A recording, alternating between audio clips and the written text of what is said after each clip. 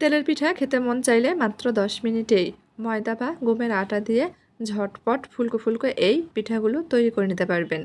যারা পিঠা তৈরি করতে পারেন না, তেলের পিঠা বা পোয়া পিঠা ফুলতে চায় না, কিংবা যারা নতুন, তারাও কিন্তু খুব সহজেই এই পিঠাগুলো তৈরি করে নিতে পারবেন।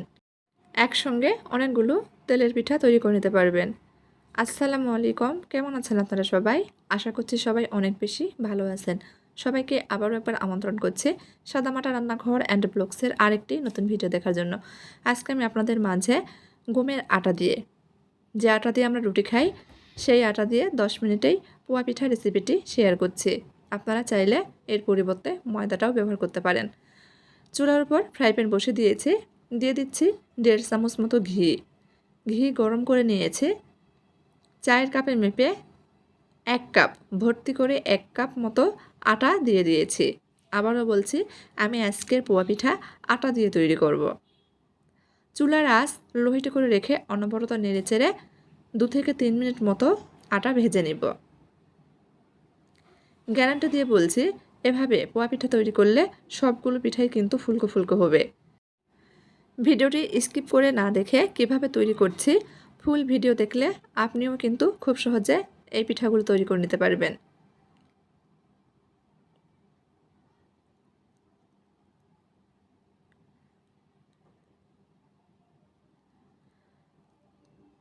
দু মিনিট মতো ভেজে নিয়েছি।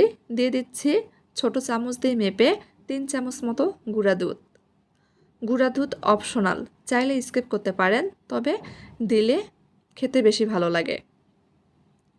গুঁড়া দুধ সহ আটা আমি আরও 1 মিনিট মতো ভেজে নেব।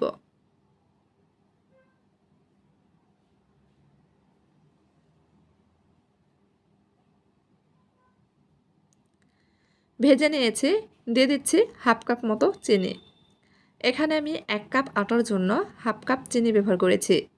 মিষ্টিটা যে যার স্বাদ মতো দিয়ে নেবেন।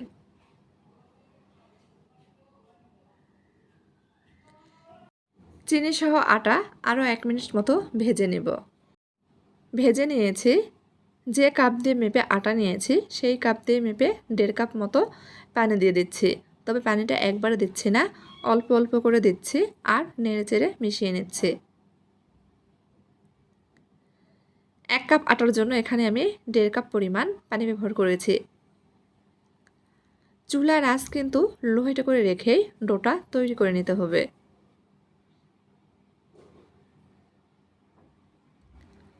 অনবরত নেড়েচেড়ে ডো তৈরি করে নিয়েছি। দেখে নিচ্ছি সেদ্ধ হয়েছে কিনা।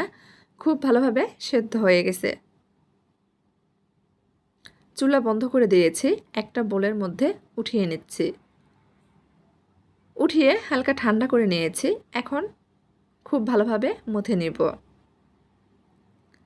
একটু সময় নিয়ে কিন্তু এই ডো মথে নিতে হবে।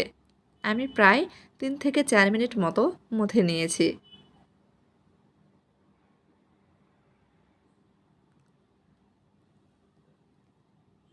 এই ডো যত ভালোভাবে আপনি তৈরি করবেন, তেলের পিঠা বা পোয়া পিঠাগুলো ততটাই সুন্দর হবে।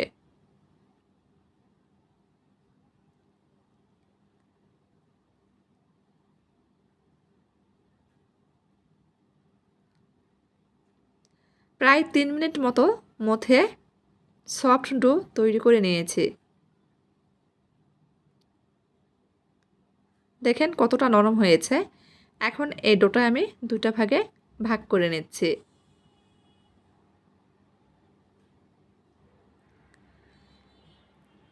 পিঁড়ি নিয়েছি, সামান্য পরিমাণ আটা ছড়িয়ে দিব। একটা ভাগ নিয়ে নিচ্ছি। হাত দিয়ে একটু গোল করে নিচ্ছে, তারপর হাতের তালু দিয়ে চেপটা করে নিয়েছি। রুটি বেলে নিব। একটু মোটা রেখেই রুটি বেলে নিতে হবে।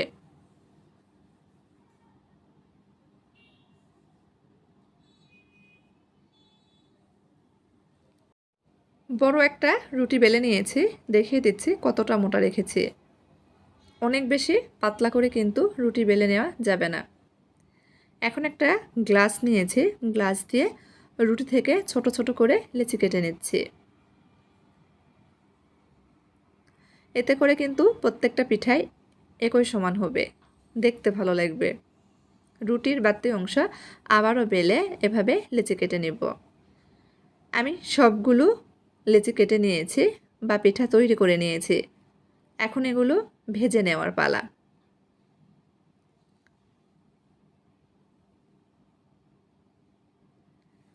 চুলার উপর ফ্রাই প্যান বসে দিয়েছি, দিয়ে দিচ্ছি পর্যাপ্ত পরিমাণ তেল। ডুবো তেলেই ভেজে নিতে হবে। তেল খুব ভালোভাবে গরম করে নিয়েছি। চুলার আঁচ মিডিয়ামে চেয়ে কমিয়ে রেখেছি।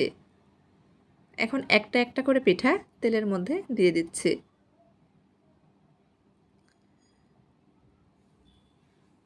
পিঠা দেওয়ার পরিমাণ বেশি হয়ে গেছে।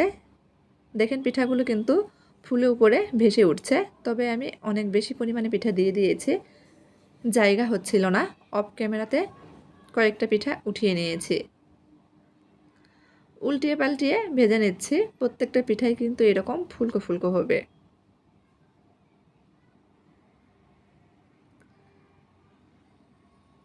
চারপাশে একই রকম কালার করে পিঠাগুলো ভেজে নিয়েছি। তেল ঝরিয়ে উঠিয়ে নিচ্ছি। দেখলেন তো, চালের গুঁড়া ছাড়াই মাত্র 10 মিনিটেই শুধুমাত্র গমের আটা দিয়ে কতগুলো পোয়া পিঠা তৈরি হয়ে গেল। যদি আজকের এই পোয়া পিঠা বা তেলের পিঠার রেসিপিটি আপনাদের কাছে একটুও ভালো লেগে থাকে, তাহলে প্লিজ সবাই চ্যানেলটি সাবস্ক্রাইব করবেন, লাইক কমেন্ট শেয়ার করে নিয়মিত চ্যানেলের পাশেই থাকবেন। দেখেন মাশাল্লাহ সবগুলো পিঠাই কিন্তু অনেক ফুলকো ফুলকো হয়েছে। কাছে থেকে দেখিয়ে দিচ্ছে, একটা ভেঙে শেয়ার করব।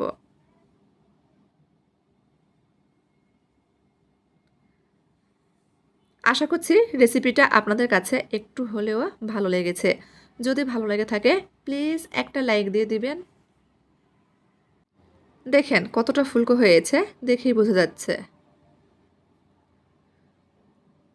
আমি একটু মুচমুচে করে পিঠাগুলো ভেজে নিয়েছি। আপনারা এর থেকে কম বা বেশি ভেজে নিতে পারেন। তো আজকের মতো এই পর্যন্তই। সবাই ভালো থাকবেন। আল্লাহ হাফেজ।